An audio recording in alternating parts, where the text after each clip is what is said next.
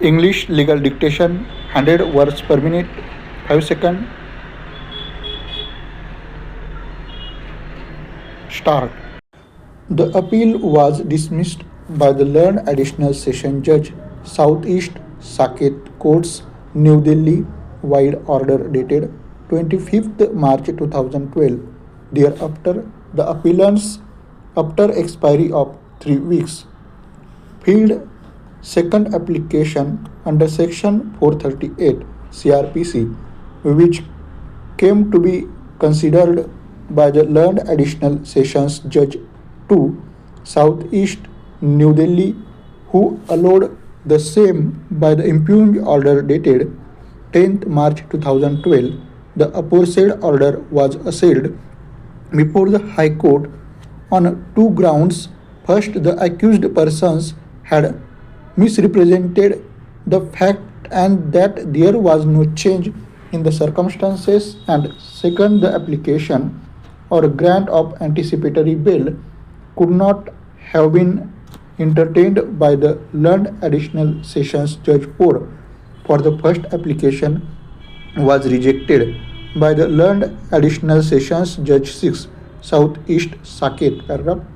The High Court referred to certain decisions with regard to the parameters for grant of anticipatory bail, absence of change of circumstances, conduct of the accused persons in the manner in which they had executed the agreement for sale, the need for custodial interrogations, and the impropriety in view of the fact that another court had entertained the application for consideration despite the fact that the first application was earlier rejected by another court.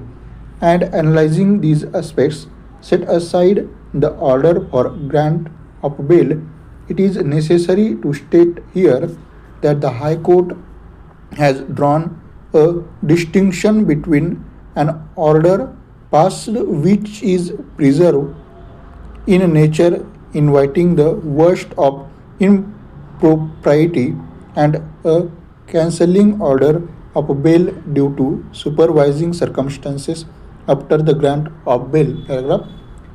We have heard the learned senior counsel for the appellants, learned ASG for the state of NCT of Delhi, and the learned counsel for the informant, the second respondent, on a perusal of the order passed by the High Court.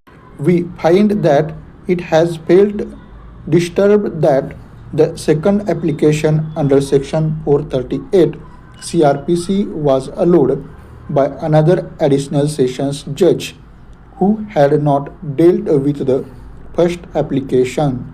It has opened that the second judge could not have entertained the bail application, especially when the earlier judge was available to elaborate. The additional sessions judge who has dealt with the matter on the first occasion had neither been transferred from the said court nor had he become incapacitated to come to court.